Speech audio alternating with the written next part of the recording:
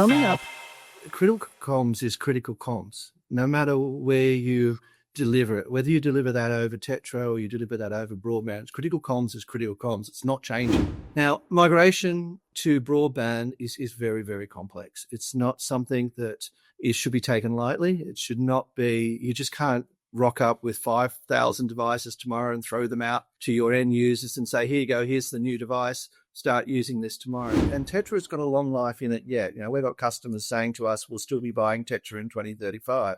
If you're a police officer on the street of London, or you're a miner in the Pilbara area of Australia, or a metro operator in Manilli's, you essentially got the same requirement. Your mission critical network has to work. Mission critical is much more at stake. You know, our customers expect 99.999% availability. Why is one of our customers choosing to put eSIMs in all their broadband devices, their dual hybrid devices? I think the most underrated, or, you know, in people's planning, is probably this migration. People are used to rolling out Tetra devices. When you roll out a new broadband device or a hybrid device. Welcome to Making Waves, the podcast where we explore the technology, people, and real-world challenges shaping the world of critical communications. From PMR radio to next-gen broadband, we talk to industry experts and frontline users to uncover the pain points, innovations, and decisions that define performance under pressure. If it keeps teams connected when it matters most, we'll be talking about it here. I'm Stuart, with co-host Hauke. Hi, everybody. And Lona. Hello. So, what have we got today, Lona? Today we're speaking with Terence Ledger, Regional Director for APAC, Middle East and Africa at Sapura, to unpack how insights from the market, customer needs, budget pressures and migration trends are shaping product strategy and innovation in mission-critical communications. With his extensive experience in operations, sales and market strategy, Terence is the right person to share how Sapura turns these insights into real solutions that balance Tetra's proven reliability with the flexibility of hybrid LTE. Welcome to the podcast, Terence. Hi, everybody. Thanks for the welcome. It's great to be here. It's great to have you here. So thank you for that. Could you start by introducing yourself and just telling us a bit about your role at Sapura? Yeah, sure. Not a problem. I've been with Sapura now for nearly 15 years. You know, time flies when you're having fun. I've done various roles within Sapura. I've managed many different markets, have been the sales and marketing director in the past. But right now I'm focused on building Sapura's market share in Asia, Australia and the Middle East and parts of Africa. We're actively trying to build the business, to help customers grow their business, and to make sure that we're offering products and services that they need now and in the future to be able to go through the transition from Tetra to broadband, however long that will take. I'm currently based in Australia, but you'll often see me traveling around the world. I don't spend much time there. And I think many of your listeners probably know who have met me in the past as well. Excellent. Thanks so much, Terence. Sapura obviously is one of the major radio terminal manufacturers in the world. And of course, we talk about other technologies in this podcast, but we'll be talking a little bit more in depth about Tetra today. Let's dive straight in then, shall we? So given that Sapura's position in the marketplace, obviously you spend a lot of time talking with your end users and your customers, and that focuses and directs everything that you do. Can you give us a flavor of what's driving Sapura's strategy today and what are you picking up from market signals that you hear? I think that there's a lot of things driving the strategy and our market direction, Stuart. As a UK company with manufacturing here in Europe, we are very heavily focused on working with many different verticals and many different customers in the early adoption of broadband to their existing LMR solutions that they have today. What we are seeing and a lot of the questions we're being asked is around, how do I add broadband? How do I start using broadband as a complementary service to what I already have? How do I migrate? I've got my government is saying to me that I need to migrate by 2029, 2030, or even later, all my users. Now, if I've got 200,000 users, that's not going to be an easy task. So, the people are looking at that. So they're coming to us and asking us, how can we drive that? And how can we help that early adoption now and get product out there that enables them to continue their current journey, i.e. if they're a Tetra user, continue using Tetra, but also be ready to migrate when the time comes. If you've got a large fleet, say 5,000 vehicles, and you need to change out what you've got already in there, if you start that today, that's going to make your life a lot easier. But it's not just a matter of switching out the box. Customers are looking at How do we do that? What's all the processes around that? How do we make sure it works? How do we train our customers? How do we move on and make sure that this is a seamless experience to customers? Now, there's huge interest in broadband. It's on that curve where everyone's saying we must be a part of it. We must know what's going on. But the reality is Tetra is still the number one driver that they're using today. So they're wanting to see us investing in Tetra, but they also want us to see us investing in broadband and being a trusted advisor in migrating them on that or taking them on that journey. That's very interesting because you have a solid history in the world of Tetra, which is forging, at least in Europe and then beyond into other parts of the world, the requirements of critical users, particularly in public safety. But of course, you cover all of the critical national infrastructure requirements as well. From your perspective, because we know you in Europe mainly for public safety. We know you in other parts of the world for where you are, for instance, number one in mining, let's say. Across all those different types of users, bearing in mind we're going with a Tetra critical communications background and the requirements of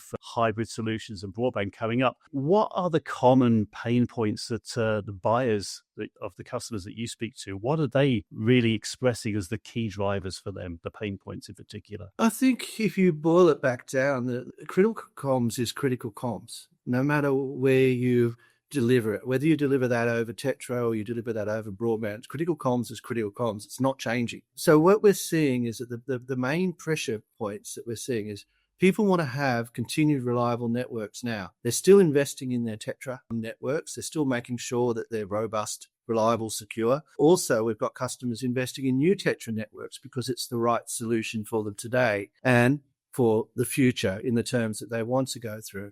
Now, migration to broadband is very, very complex. It's not something that should be taken lightly. It should not be, you just can't rock up with 5,000 devices tomorrow and throw them out to your end users and say, here you go, here's the new device, start using this tomorrow. You know, you've got to think of lots of different elements in rolling those out. So we're seeing our customers that are going on that journey and the pain points that they're suffering. You know, how do I now go from a Tetra device, which I've used and have got a programming device for today? How do I then make sure that that hybrid device, which now contains basically what we would consider consumer technology in terms of SIMs and all that sort of provisioning, how do they work with that? Do they offer physical SIMs? Do they do eSIMs? You know, how do they control users? How to make sure that they're using the broadband capability for what it's intended to be and not using WhatsApp calls to their friends, you know, keeping that closed environment. So I think that the biggest pain point that everyone is talking about is getting the functionality that users expect today. So, you know, they're all excited on the journey and Tetra has got a long life in it yet. You know, we've got customers saying to us, we'll still be buying Tetra in 2035.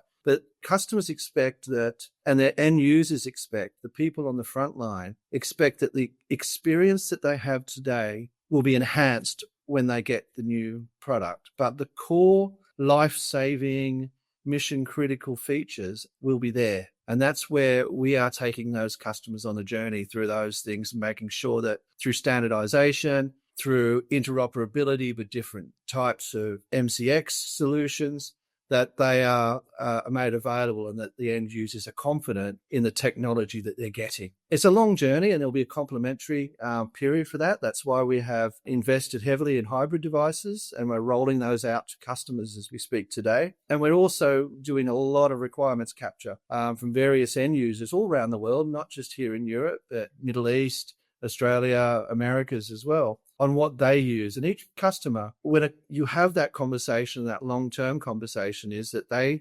really want to make sure that across this period that their end users are protected, that their businesses are protected, or their mission-critical functionality that they're used to is available there at the end of the day. And that's where we're seeing a lot of work going into that and a lot of people investigating this and coming up with plans and ideas on how to mitigate this. I think you've touched on a few things there. One, people are expecting an enhancement to what they already have with their what they might consider tools for the job, basic radio, and they're expecting an enhancement in terms of the features and what they can do, usually involving large amounts of data. But there's still the criticality of the voice at the end of the day. So Are you seeing, because we've had events like terrorism, planes falling out of the sky, fires in parts of the world causing mobile networks to go out of action for periods of time, are you seeing that there is any kind of extra requirements that the customers and the procurement arms are saying, we must have this built into it now, we can't just rely on one thing? I would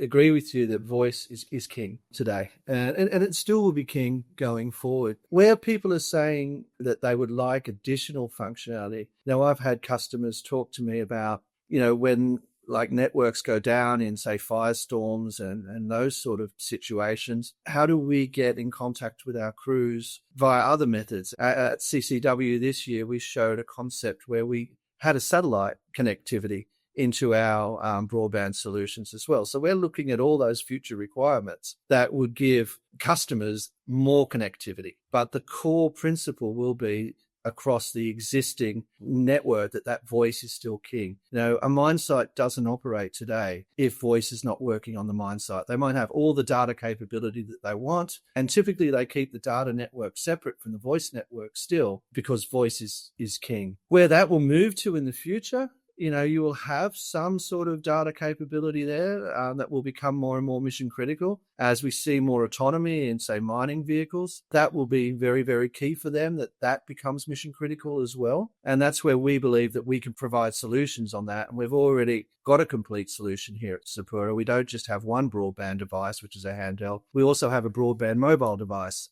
that has all that functionality, and we're looking at individual customer requirements to enhance that functionality as well. Could you elaborate a little more about the hybrid products like the SCL3 and how this is perceived by the end users? We've got two products, Hawker. We've got the SCU3, which is a mobile vehicle device based on Android. So is our SCL3, which is our handheld device. Now, both of those products can be standalone LTE devices, or with the addition of a Tetra module, are available as a hybrid device. Now, we've come along with some very different thinking in the way we're approaching this market. Previous hybrid devices have been one device with both types of technology in them. Our approach has been saying, well, at the end of the day, our end users will have a broadband device. That's where we're headed. It won't be tomorrow. It will be over a longer period, but there will be early adopters. So those early adopters can buy a device that is LTE, and through the insertion of a module that can be moved across devices if necessary, and not every device needs it, it becomes a dual mode device, so it just slides in. We're looking at this very, very differently to what we're seeing from other manufacturers. And I think that is all about building best-in-class product, but also being a customer-driven organization. Everything we do here at Sapura is based on customer feedback. For example, the SCL3, we have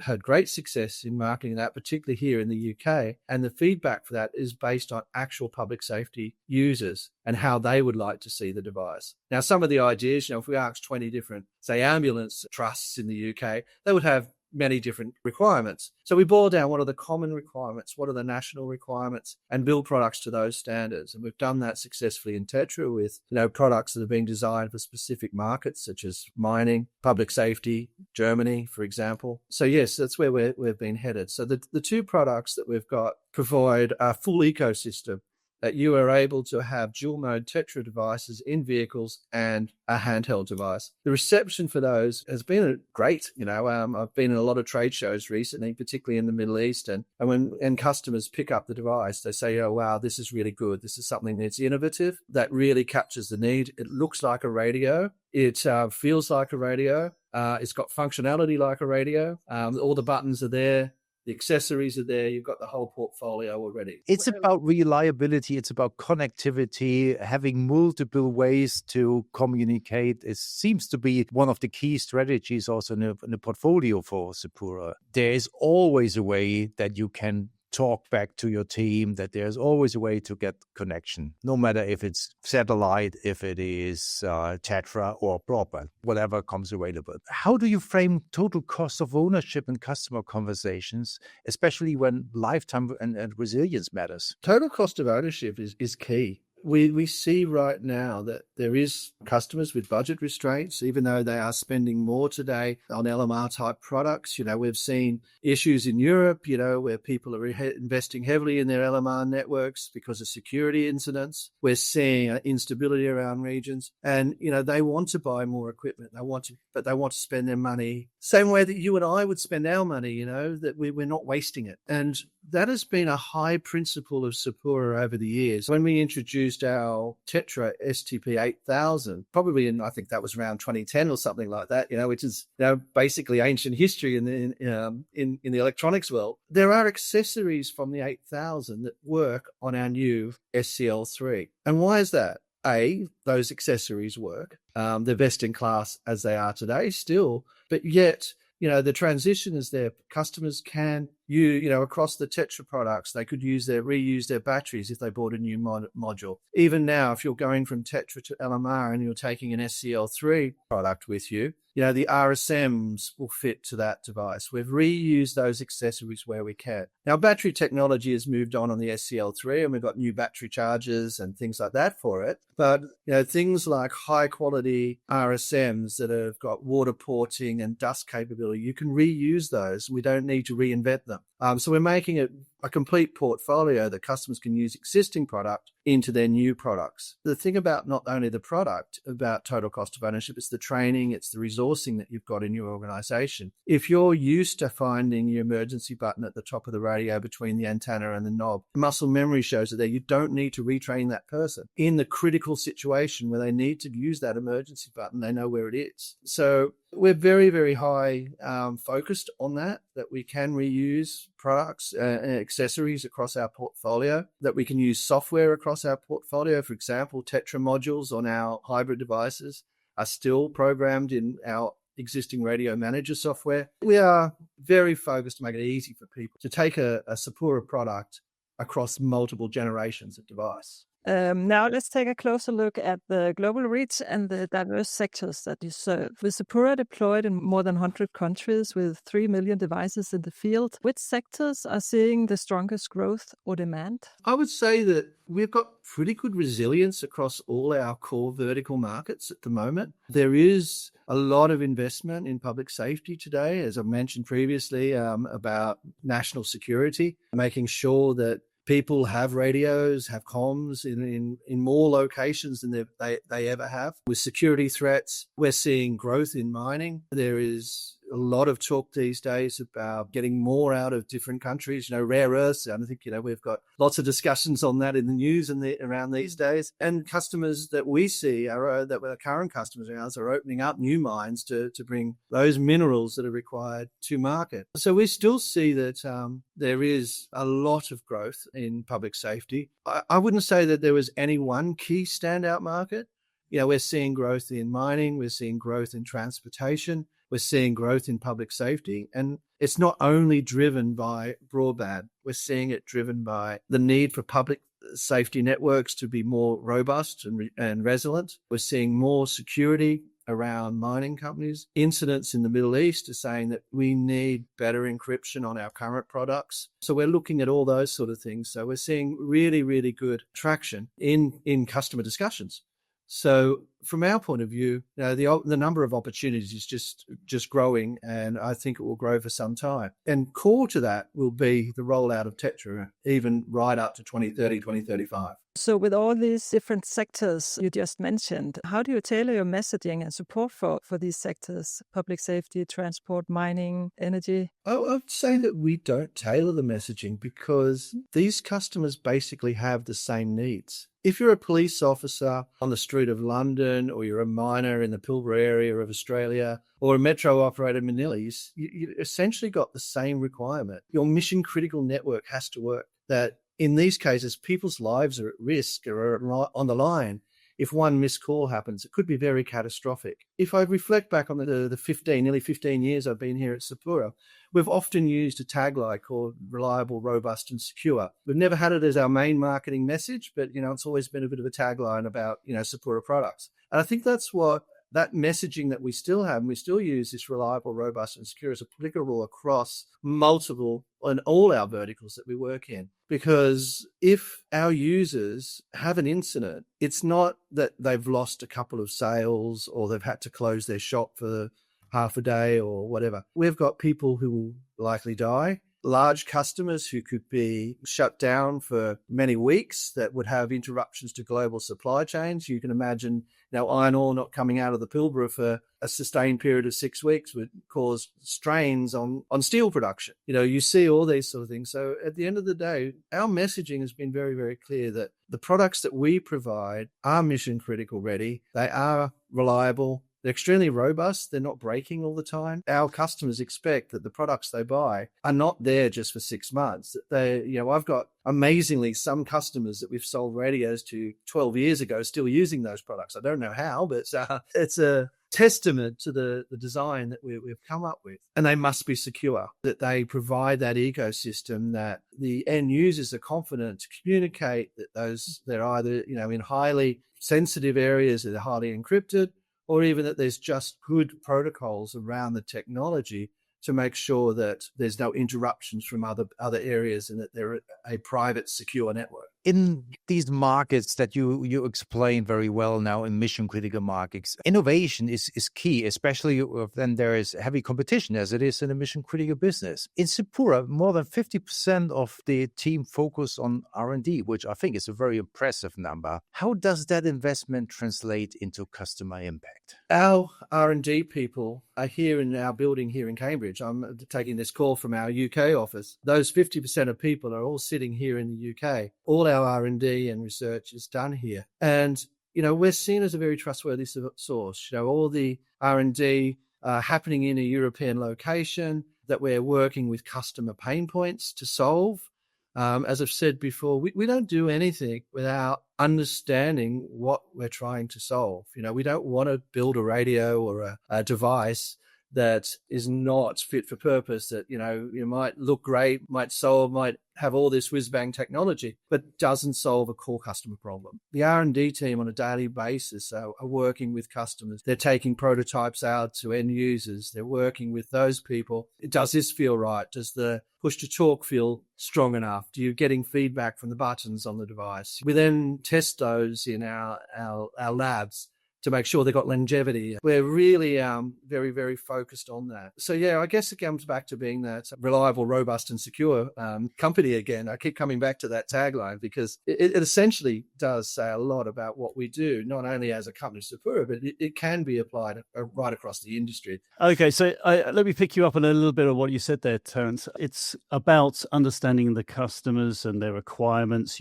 Your R&D team builds something, they check with the end users. You have a lot of accessories that have been out there that seem to just not die because they're built so well. That all puts a lot of trust into the brand of Sapura.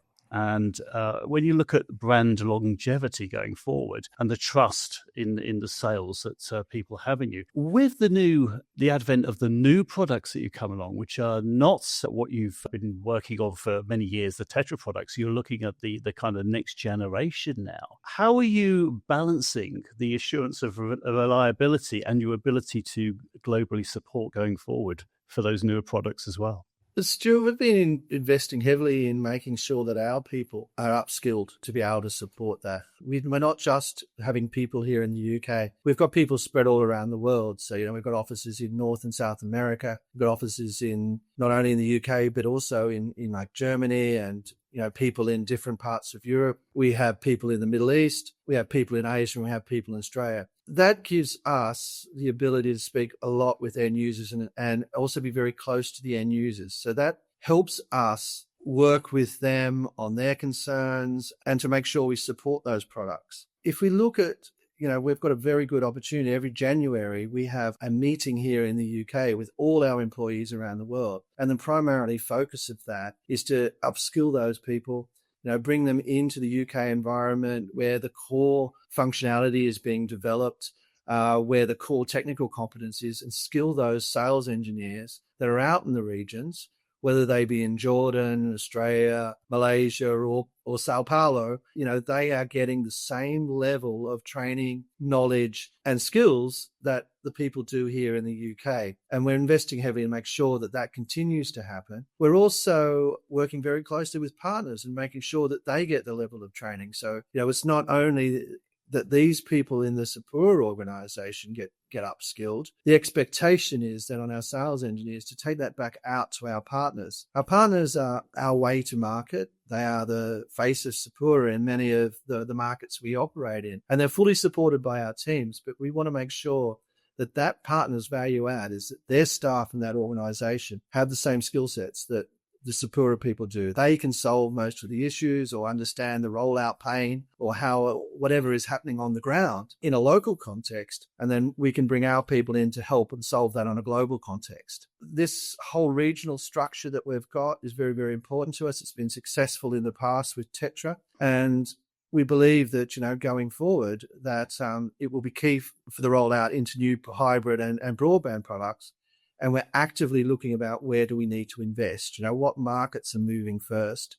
So where will we most likely need more support? And that's where we're investing today. Education and things like that are definitely important. Another hot topic today is the sustainability. Are there any sustainability considerations in product design that customers are now expecting? And what would those be for you? But sustainability has been very key to Sapura over the years. So it forms part of our ESG commitments and everything. But for as long as I've been here in Sapura, the nearly 15 years, we've offered solutions to make sure that we reduce packaging, that we make sure that we're not using single-use plastics. I think the last 15 years we've offered our customers the ability to have bulk packaging, for example. And you might say, okay, well, that sounds good, but what does it really mean? If you think of a pallet of radios that's being shipped out to a customer, if they're all singly packed, you can get about 290 handhelds onto a pallet. If you bulk pack that into so that there's less packaging, but still,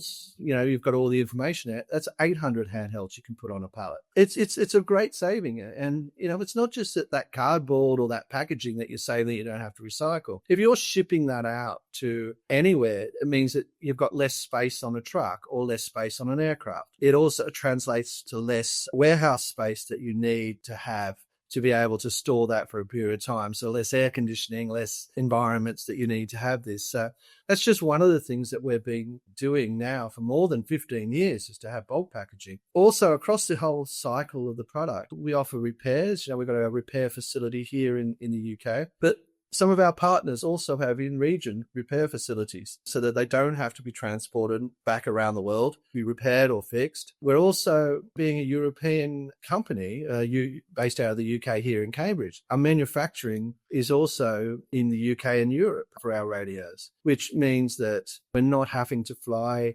products in from very far away. They can be transported overnight via lorry. We believe that being closer to our manufacturing hubs is also improving our sustainability. In terms of our ESG program, we have 4 pillars in the company about ESG. It's all about either product that they're created with the highest levels of quality. A high quality product, is essentially more environmentally friendly. It's about our people and what makes Sapura great. We ensure that, we've got a safe, fair working conditions. It's also about our planet, as I said, bulk packaging, and the flow-on effects. It's not just the cardboard, the less cardboard you use. It's the whole chain from when it leaves our building to it gets to a customer. It's less handling. It's just much more sustainable. And we're looking at new ways of doing that going forward. And it's also about principle, how Sapura puts itself out, how do we conduct ourselves, ethics and compliance, etc. And this is in the forefront of all our business decisions,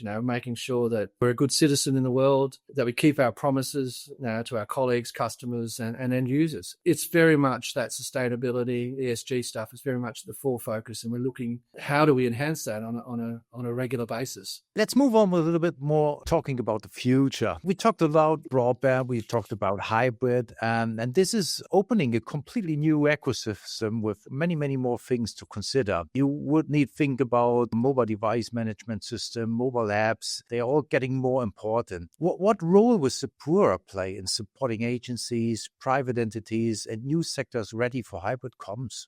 today we are seen as a trusted mission critical company. And as I've said before, mission critical comms is not going to change. The core principles about what you're solving with mission critical comms will remain the same, whether you're using voice, data, or whatever. So I think we're one of the few companies in the world who understands the needs of mission critical users. And this will be fairly key in helping those customers adopt and evolve. Mission critical is much more at stake.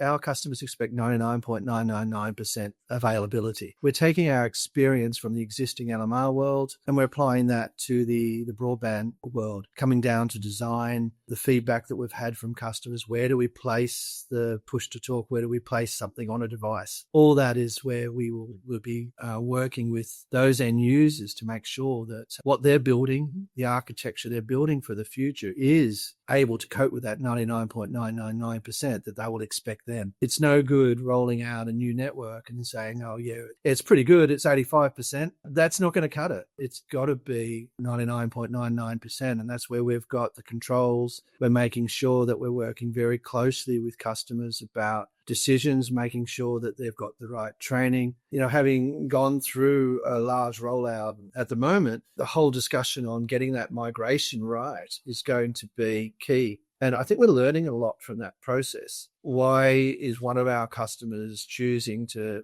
put eSIMs in all their broadband devices, their dual hybrid devices? It's because having a physical SIM is seen as not as mission critical. That SIM could fail, that SIM could get lost, when you're changing a battery, a user could take it out.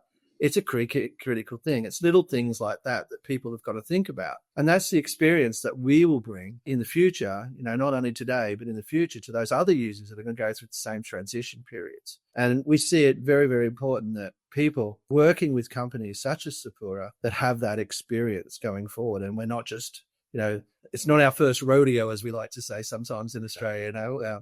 We've been around this. We understand the needs of critical users and what makes a critical solution. Very interesting. I mean, especially your example about the SIM, right? No one would ever expect that this could be a problem, but it is, when it comes to mission critical, those small, tiny details, they have to be considered to make it a mission critical system at the end. Terence, what do you think is the most underrated opportunity or challenge you anticipate in critical comms adoption? I think the most underrated or, in people's planning is probably this migration. You've got, people are used to rolling out Tetra devices. You can, if a police force rolls out 500 new devices to their workforce, basically it's, you get their old device back, give them a new one, and off you go, chap. The biggest challenge here that we see is when you roll out a new broadband device or a hybrid device, you need to make sure that you've got that training of the end users. There will be subtleties that work differently. There will be new features and new functionality. How do you use that? How do you make sure that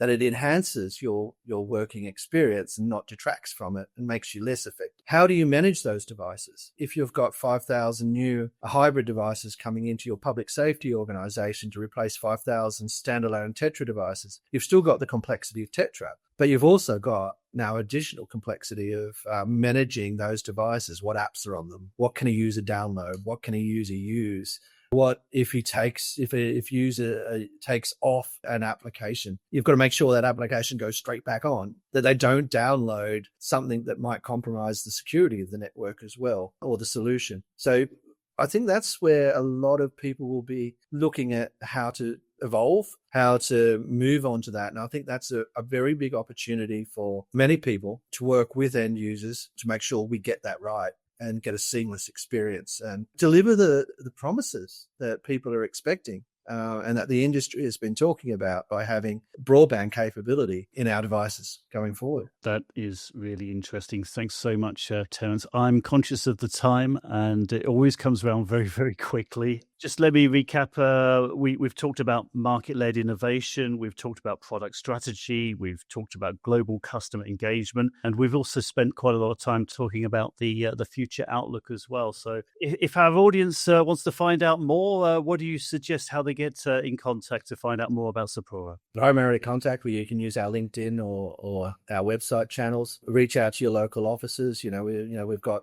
offices around the world, or come directly to me. I think I'm fairly easy to find. A quick search around the world on LinkedIn or whatever, you'll find me fairly quickly. And I'm more than happy to have a conversation on how Sapura can help you on your journey. So just turning to the audience now, if you found this episode interesting, why not subscribe? We're available on all of the major podcast platforms. And by virtue of recording here in video, we are also found on YouTube. If you can't decide which one, why not try several of them? We have a series of these podcasts now. If you wanted a particularly easy way to find us, then just check out the website damcellular.com/podcast. It just remains for me to say thank you very much to our guest this week, Terence Ledger. Thanks very much, everyone. It's been a real pleasure.